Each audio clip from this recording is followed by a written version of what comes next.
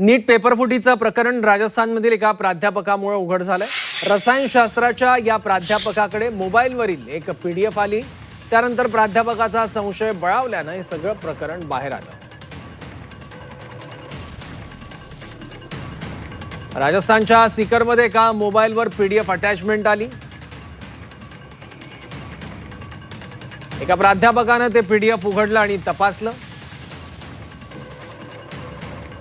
रसायनशास्त्राचे प्राध्यापक मित्रासह आपल्या भाड्याच्या खोलीत परतले। 13 वर्षांपासून नीटच्या विद्यार्थ्यांना मार्गदर्शन करणाऱ्या प्राध्यापकाने PDF मधील प्रश्न जुळवून बघितले। या प्राध्यापकाला त्याच्या घरमालकाने नीटची PDF फिरत असल्याची माहिती दिली। या प्राध्यापकाने सहकारी प्राध्यापकाला फोन केला आणि रात्रभर बसून प्रश्नांची एक ओळ जुळवली। रसायनशास्त्राचे प्रश्न पेपरशी जुळत होते। रात्रभर दोघांनी पेपर आणि PDF मधील प्रत्येक ओळ प्रश्नानुसार उत्तरानुसार तपासली।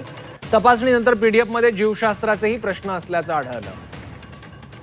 4 मे रोजी मध्यरात्री प्राध्यापक तक्रार करण्यासाठी पोलीस ठाण्यात दाखल झाले। पोलिसांनी त्याला सर्व आवश्यक कागदपत्र गोळा करून परत येण्याचा सल्ला त्यांना दिला। पोलीस ठाण्यातून परतल्यानंतर पुन्हा एकदा त्यांनी तपासणी केली। तपासणीनंतर काही स्क्रीनशॉट्स पोलिसांना दिले। 7 मे रोजी प्राध्यापकाला NTA कडून ईमेल आणि गृह मंत्रालयाकडून संपर्क साधण्यात आला।